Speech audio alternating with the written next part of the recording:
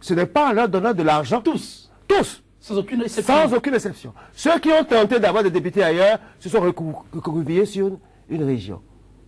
Ça, c'est les faits, ça. Et quand on voit ces faits, on doit se rendre compte que la nature de ces partis politiques ne peut pas changer. Et qu'il faut plus que de leur donner de l'argent.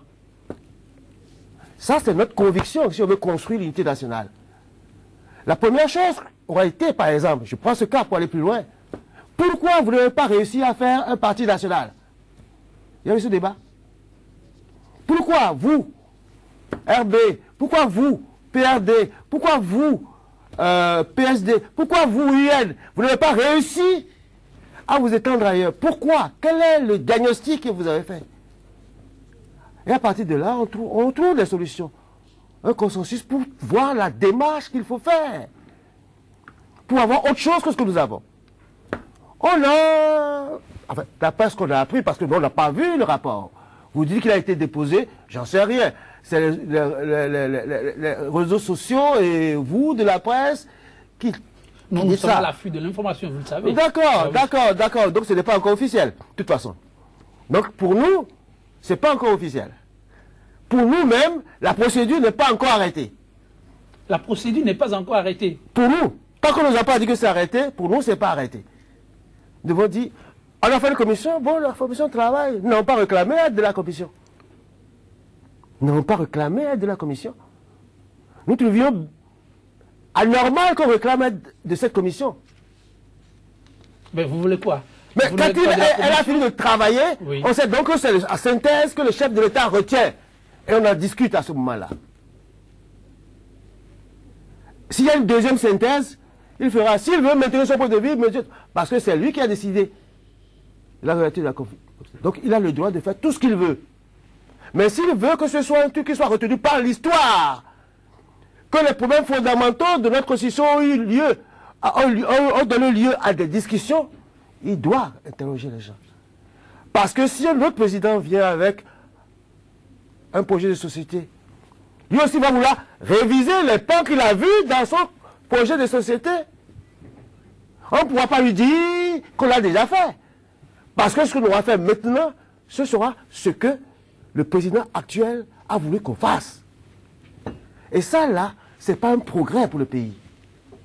C'est pour ça qu'on a lancé un appel patriotique. Pour dire, si vous voulez faire un acte historique, il faut consulter les gens clairement. Médéric François Gongo, alors qui se dit que la commission Diogbenou a fini ses travaux et que le président doit, dans les tout prochains jours, se prononcer sur le contenu de ce rapport, la CONAB monte au créneau, donne de la voix et demande à ce que la discussion nationale clamée à corps et à cri, un peu plus tôt par ce qu'on appelle abusement peut-être les gauchistes ici, que ce débat se fasse. Très cher ami, la situation économique préoccupante, la multiplication des décisions rapportées par le gouvernement et une tétanisation dans la prise des décisions hardies pour sortir le pays de cette sclérose ambiante issue des élections passées, nous amène à constater que la recherche du consensus par rapport à la volonté du gouvernement ou du chef du gouvernement de renforcer les institutions, de procéder à l'amélioration du système partisan et éventuellement d'aller vers un assainissement de la classe politique se retrouve buté contre la difficulté qu'il a de réaliser le consensus. Le chef de l'État a préféré prendre par la pyramide renversée, mettre sur pied une équipe hétéroclite aux intérêts antinomiques et antagoniques pour réfléchir sur ce qui était déjà en discussion il y a de cela des années.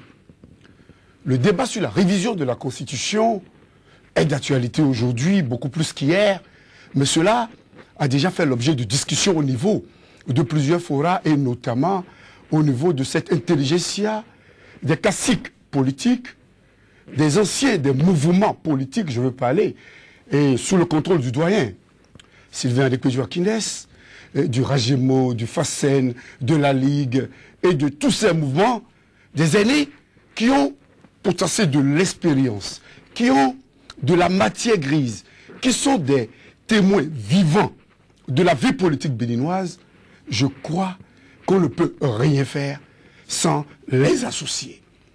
Les associés dans un tel contexte, je le constate, le doyen Sylvain Alekpedio Akindes n'est pas tellement d'accord, puisqu'il considère que du travail avait été fait, puisqu'il s'offusque de ce que l'on mette dans cette commission des personnes qui n'ont absolument rien à y voir, puisqu'il considère qu'à l'évidence, on ne doit pas amener un sujet débattu dans un cadre de compétences hétéroclites, d'expériences qui vont s'entrechoquer pour l'imposer au peuple sans qu'il n'y ait un consensus au préalable.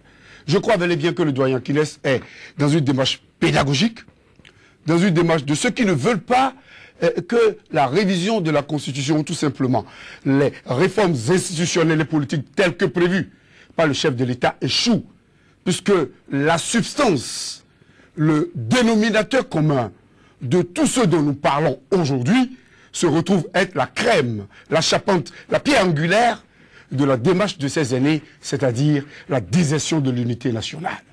Et si tel est le cas, nous ne pouvons qu'accorder du crédit à cette réflexion menée par des aînés, à cette réflexion qui ne s'est pas appesantie sur ce qui est vague, mais à saisir le problème dans son ventre, dans son épicentre, c'est-à-dire la dislocation du tissu national, l'inexistence de l'amour entre les fils du pays, en termes clairs, l'inexistence de l'unité nationale. Je crois que le chef de l'État, en l'étape actuelle, a non seulement une obligation physique, puisqu'il doit rentrer dans l'histoire par la grande porte, au regard de tout ce qu'on a voulu dire de lui, tout ce qu'on l'a présenté comme pour être, il a l'obligation d'entrer dans l'histoire morale d'associer les forces les plus à même de nous amener à aller vers des réformes institutionnelles.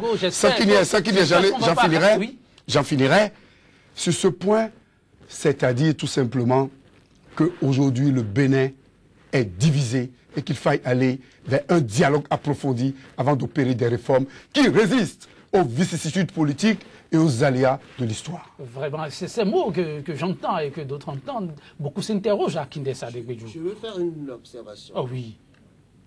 Notre problème n'est pas de qu'on nous associe, nous. Non, on l'a vu. N'est-ce pas? Pas du tout. On peut faire... Il faut que tous les pays, tous les coins du pays, du nord au sud, s'asseyent pour dire nous sommes d'accord sur ça. Sinon, on a vu ce qu'on a commencé par manipuler à Savalou. C'est pas... On a vu ce qui a commencé lorsqu'on a changé de chef de l'État. Je dis une chose importante. Nous pensons, j'ai eu à discuter avec des gens, peut-être vous avez le même point de vue, régime représentatif, le Parlement. Oui. Disons, au moins les 2/3 des parlementaires étaient contre Talon aux élections. Est-ce qu'ils représentent réellement le point de vue de la population? Les dernières élections, les 2/3 des parlementaires n'ont pas appelé à voter Talon. C'est un fait. Et c'est lui qui est devenu le chef de l'État. À partir de ce moment-là, une question se pose. Laquelle? Quelle est la représentativité des gens qui donnent des consignes et les populations font autre chose? C'est là la question fondamentale. Ça veut dire qu'il y a un pourrissement au niveau tel que, au fond, vous le savez très bien comment on fait voter les gens. Ah moi je ne sais pas comment on fait voter les gens. Oh là là, vous ne suis pas pas dans le pays. Je ne suis pas politique. Ah non, justement, vous êtes journaliste, donc vous faites des investigations. Non, donc vous savez, si vous ne savez pas, alors comment savez... Alors comment savez-vous que Djok Benoît a déjà déposé son rapport? Ils veulent savoir, ils sont là, ils veulent savoir. Oui, mais par vous. Mais comment ça se fait le vote des députés? Ça, c'est intéressant, ça. Ils sont l'émanation du peuple, vous n'allez pas le dénier. Sur la place publique, et vous, vous avez dit, même pour lui, le président de l'Assemblée nationale, ventilateur, comment vous appelez ça? Et ça encore, la télécommande. Et ça encore, ce sont les acteurs politiques qui l'ont dit. Si les acteurs... Voilà. Donc, les acteurs politiques l'ont dit, et moi aussi, je le dis. Tout simplement. N'est-ce pas? On a fini comme ça. Je dis, au fond, ce n'est pas une contestation du leadership du chef de l'État. Non.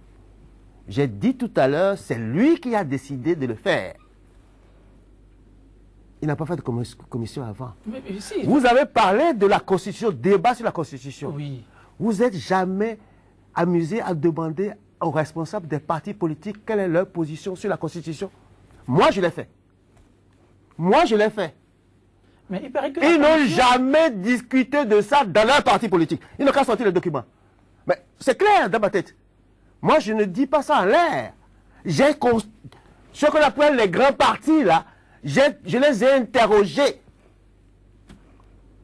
Vous avez dit, j'ai été plus loin, révision opportuniste. D'accord.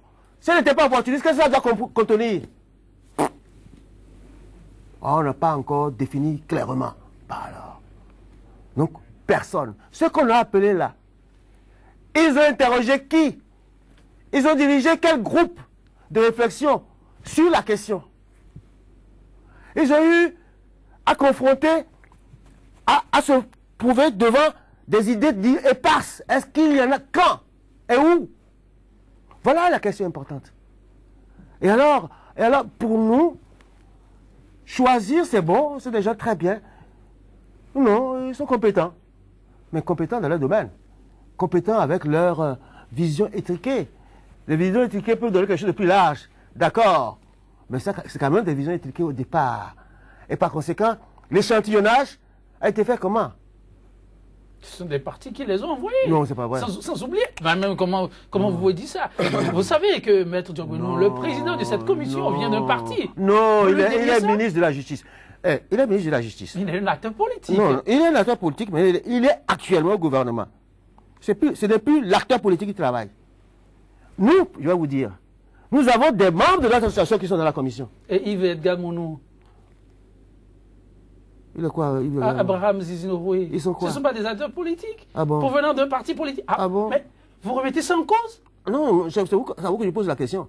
Non, je vous demande. C'est vous qui faites l'affirmation. Moi, je ne sais pas. Ah, vous ne savez pas? Non. Que Yves Edgar Mounou appartient à un parti politique? Non, lequel? Le PRD? Ah non, il a été candidat du PRD, d'accord. Il a toujours milité au sein du PRD. Non, il était à la RB. Il l'était avant d'aller. Il a créé un parti après. Le PRD? Il a créé un parti après. Tout à fait. Ah bah alors. Il fait allégeance au Ah PRD. non, je dis un parti après. Depuis quand il est entré au PRD? Il y était avant de venir à la RB. Excusez-moi. Non, vous n'allez pas leur dénier cela. Je dis que je ne sais pas. Ah, bon, ok, je vous l'apprends. Je Il ne sais est pas. au sein de la commission défendant les idéaux du PRD. Ah bon? Ah bon? Mais c'est sérieux ce que vous dites là. Oui, c'est vraiment sérieux. Moi, je ne sais pas. Vous ne savez pas? Non. Alors, il va falloir l'interroger. Parce que le PRD Oui. a fait une université de vacances. Est-ce qu'elle a discuté de ça?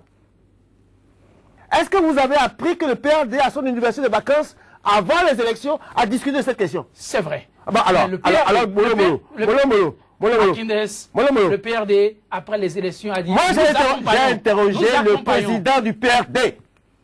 Juste après les élections? Juste avant les élections. Ah bon, mais après, parce que vous l'avez fait. Oh, mais après les élections, Vous l'avez suivi. Ils accompagnent maintenant le chef de l'État. Ah oui, bien sûr. On l'a reçu, Bien les sûr. membres du parti. Il l'avait dit avant, puisqu'il a dit qu'il ne sera pas de l'opposition. Ah oui. Donc, ça veut dire qu'il Alors, va accompagner tout président qui va arriver. Et c'est ce qu'il a fait. Et je crois que c'est honnête. C'est honnête parce que les partis politiques sont comme ça. mais dans ces conditions, Les est-ce autres qu'il faut- racontent du n'importe quoi. Parce qu'au fond, ceux qui sont dans les partis politiques, c'est des cas qui veulent des places. Ou des commerçants qui veulent des marchés. C'est comme ça. Mais Derek, est-ce que Akides ne les âgait pas un tout petit peu? Non, J'ai été responsable de parti. Non, ça c'est vrai, ça c'est vrai. Je sais comment mon parti a disparu. Je sais quelle est la base essentielle.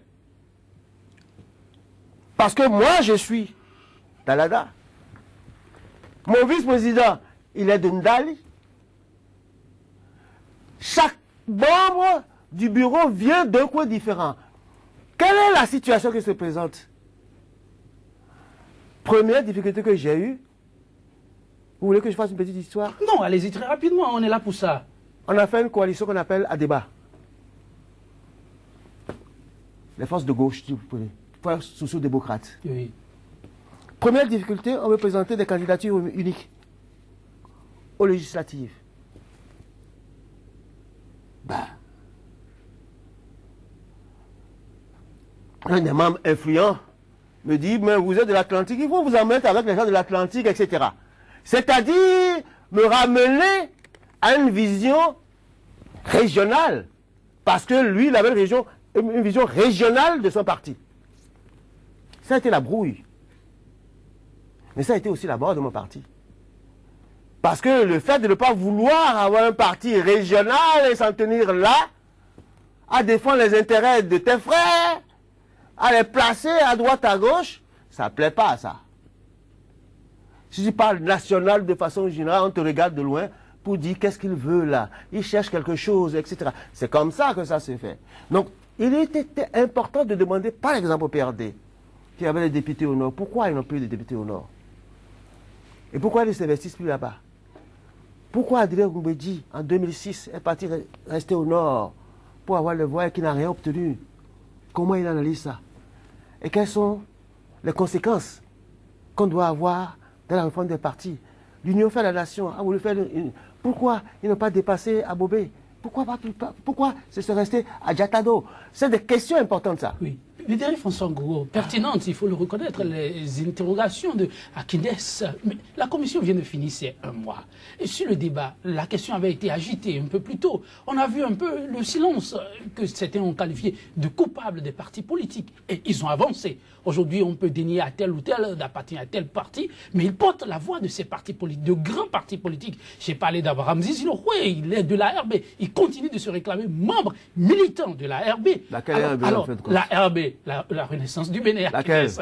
Mais actuellement, si Akines et les siens en sont à maintenir cette position, est-ce qu'on ne remet pas, on perturbe tout simplement, comme le disent déjà certains, le calendrier, l'agenda du chef de l'État? Et donc mettre en péril ces options. Hein? La nature des partis politiques au Bénin, le non-fonctionnement de ces partis politiques, l'inexistence des écoles de partis politiques, la place de l'ethnie, la place de la région et lentement mais sûrement de la religion dans la politique enlève la substance, enlève la crème à l'existence d'un parti politique comme un organe de réflexion approfondie pour des propositions alternatives par rapport au sujet d'actualité. En définitive, c'est le rôle fondamental d'un parti politique. Et si tel est le cas, la RB, le PRD ne sont que des partis ethniques, des partis qui n'ont eu leur aura que de manière circonstancielle par rapport au charisme de leur leader dans des circonstances données. Ce qui a fait que la plupart des partis politiques au Bénin ont vécu des crises. Le FA-Lafia s'est implosé, le PRD s'est implosé, la Renaissance du Bénin a connu la saignée, l'hémorragie et avec le temps l'atrophie avancée. Tout ceci dans l'angle de mire des partis qui n'ont pas pu accéder au pouvoir, donc qui n'ont pas duré dans l'exercice de pouvoir, se sont vus complètement abattus comme le parti de l'honorable du président Akines devant moi.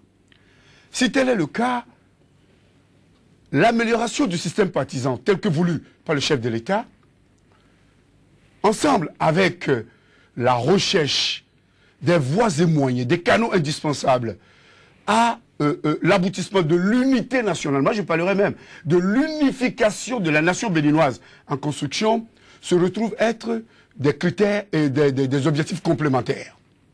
Et dans ce cas de figure, je crois qu'il est très important de tenir compte des remarques de la coalition à laquelle appartient M. Sylvain Akines avec peut jouer beaucoup d'autres. Il est très important de ne pas vouloir imposer une position ou des positions aux populations parce que on aura le référendum, on fera des voies et des moyens pour agir sur le Parlement. Déjà que nous savons que notre Parlement est le Parlement des affaires, est le Parlement des recherches de nomination, est le Parlement de compromission sur le dos, le plus souvent, des intérêts des populations. On en arrivera tout simplement à ce que la proposition passe au Parlement, à ce que les populations soient invitées au référendum. Mais quel sera le taux de participation? Le taux de participation reflèterait l'adhésion populaire. Et pour avoir cette adhésion populaire, il faut aller vers un dialogue nationale. Il faut impliquer tous les Béninois. C'est vrai que la démarche est déjà dans sa dynamique. C'est vrai que le travail qui avait été fait par certains, je vois non seulement le ministre Sylvain Akines Alekbedjou, mais je vois également l'universitaire Léon Biobigou. Je vois l'ancien ministre et acteur présent de la vie politique béninoise. Je veux parler de Ali, de l'autre, le créateur, l'homme qui est souvent avec Saleh. Saleh, il était souvent dans vos combats avec vous. Je crois que tout cela, on doit les associer pour qu'aujourd'hui, ce ne soit pas un vœu pieux du chef de l'État, ce ne soit pas une manière de détourner l'attention des populations, des sujets essentiels que nous avons aujourd'hui, comme le disent beaucoup, parce qu'il est à remarquer que le désarroi s'est installé, l'indigence s'est accrue, la paupérisation a élu domicile dans toutes les maisons, et que lorsque l'on va parler de la révision de la Constitution, des réformes institutionnelles et politiques, sans dialogue national, sans consensus national, sans tenir compte de certaines questions qui fâchent, parce qu'aujourd'hui, qu'est-ce qu'on dit? Le gouvernement Patrice Talon de la rupture est arrivé pour regarder continuellement dans le rétroviseur. Annuler des décrets, rapporter, j'en viens, c'est très important de le souligner, c'est très important de le souligner parce que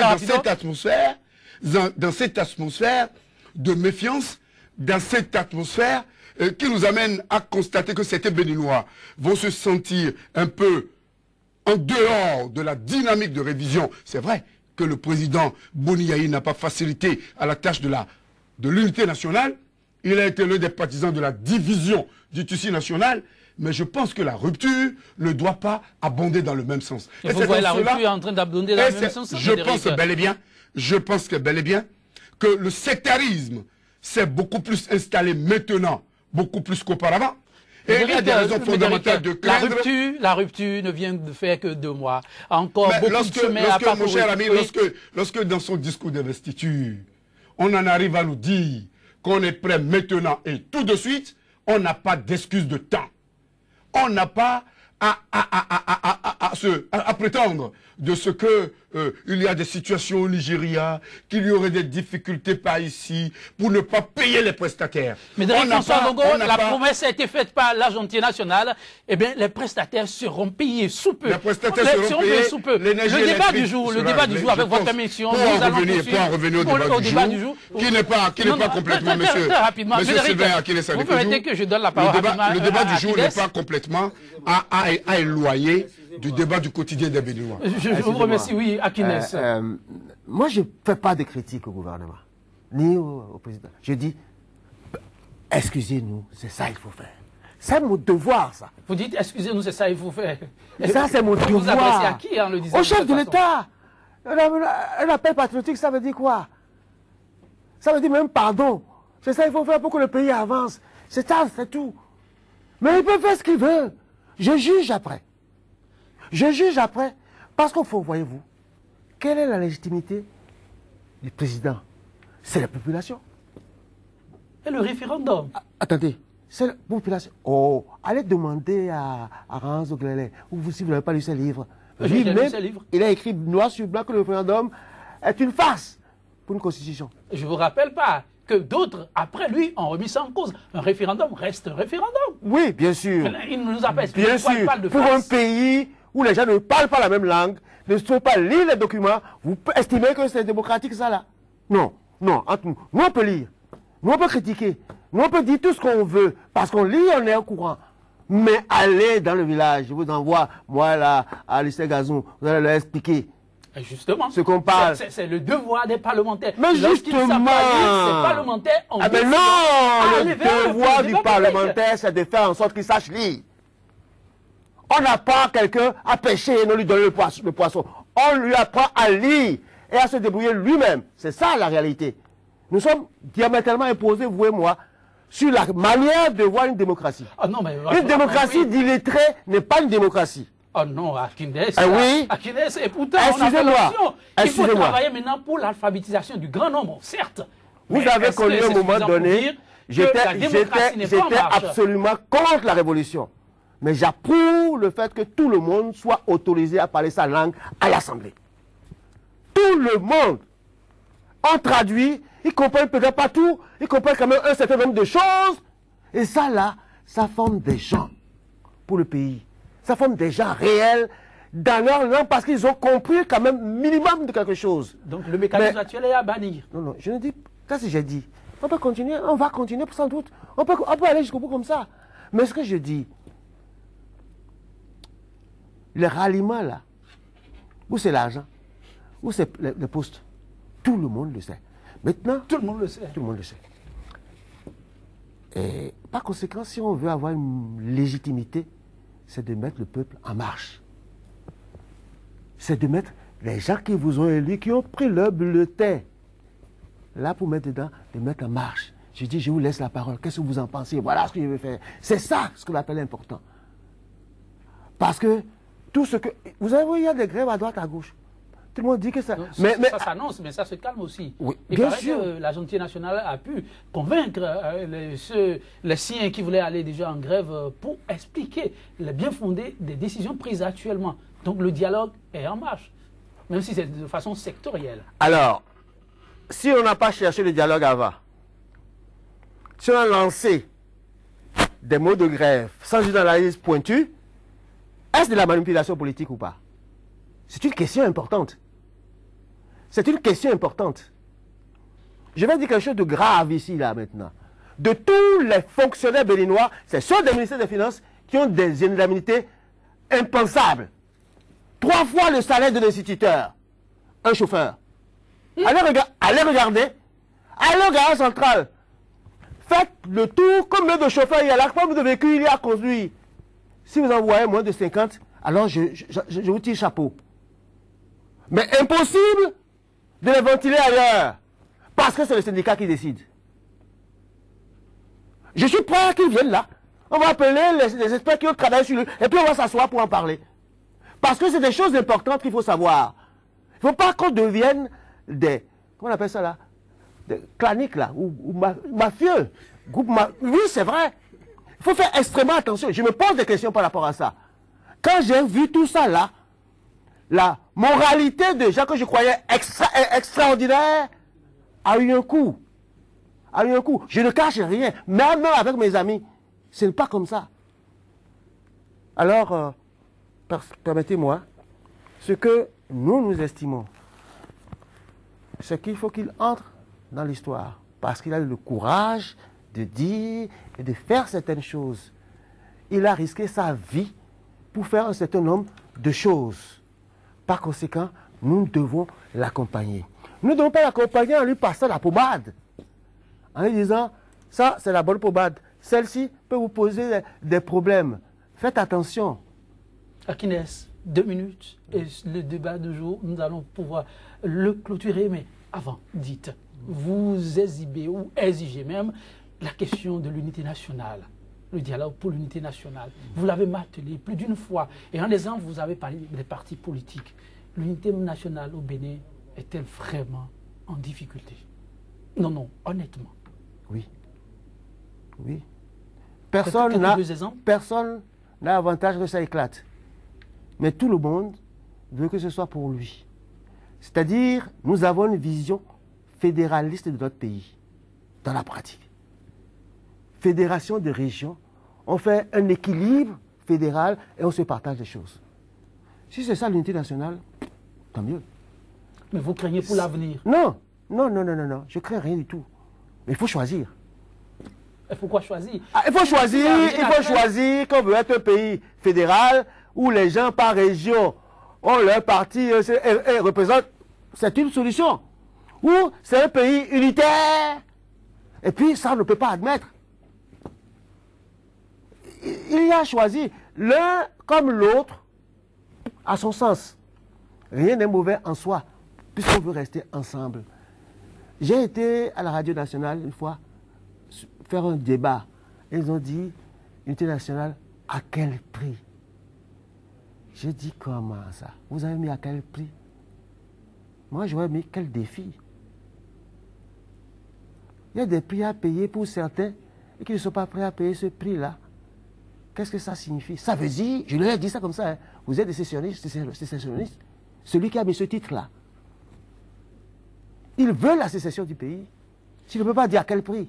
Médéric François Gogo, très rapidement, pour clôturer cette émission. Je crois que le rêve que le président, l'ancien président généralissime Mathieu Kérékou nous a permis d'entretenir par les moyens pour nous amener à l'unité nationale, se sont trouvés volés en éclats par l'arrivée du président Boniya. Et le président Patrice Talon, dans toute sa volonté, veut nous amener à aller beaucoup plus loin dans l'amélioration des choses. Nous le concédons, cette volonté, mais il ne doit pas faire ce qu'il veut. Il doit faire ce qu'il doit faire. Et dans ce cas de figure, la recherche du dialogue national est d'une impérative nécessité. La dissémination du travail qui a été fait, bien sûr qui sera complété par les autres réflexions dans toutes les contrées de notre pays, devrait être pour garantir la légitimité du chef de l'État par un fort taux d'adhésion à cette initiative, éventuellement au niveau du référendum. L'un dans l'autre, nous ne disons rien pour tout simplement critiquer, mais nous pensons que le chef de l'État doit refuser l'unanimisme pour aller vers la perfection. Merci. Le chef de l'État doit refuser l'unanimisme pour aller vers la perfection. Je ne veux pas clôturer sans donner la parole à Akines pour son mot de fin. Akines, Agbekpidou. Mon mot de fin, c'est de lancer encore ici un appel au chef de l'État pour dire une question politique se résout politiquement. Une question politique se résout politiquement. 100% Bénin, le numéro du jour. Nous le bouclons sur cette citation de John Keynes. Le dialogue véritable suppose la reconnaissance de l'autre à la fois dans son identité et dans son altérité. La difficulté n'est pas de comprendre les idées nouvelles, mais d'échapper aux idées anciennes. Mesdames, Messieurs, merci d'avoir été des nôtres. Que vous souhaitez une excellente journée en compagnie de nos programmes. À demain pour un autre numéro de 100% Bénin. À très vite.